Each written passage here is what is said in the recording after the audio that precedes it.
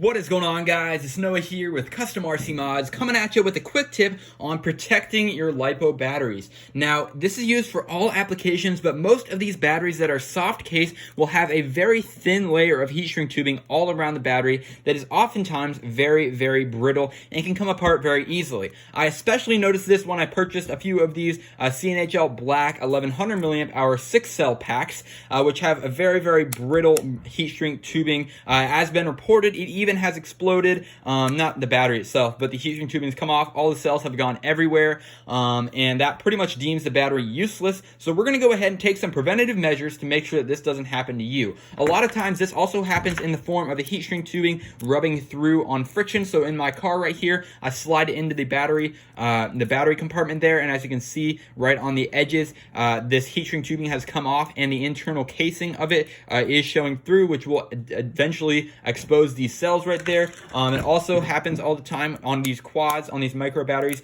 This just comes right off and it just peels away.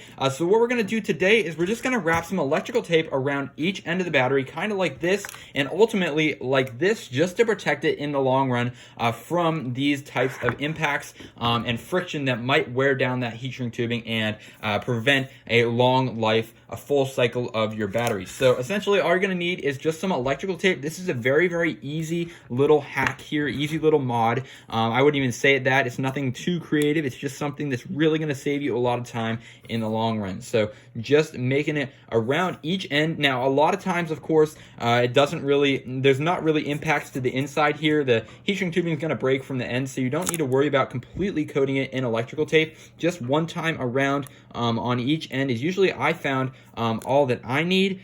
So, I mean, again, it's just a little bit of something. It's not going to add a lot of weight, but it really will add a lot more durability because this electrical tape has a lot more rubbery give to it than something like the actual just heat shrink tubing itself or any other tape or anything like that. So I definitely recommend just putting this right on here like that. I'm going to go ahead and do the other side right here, and then we'll be done with this mod.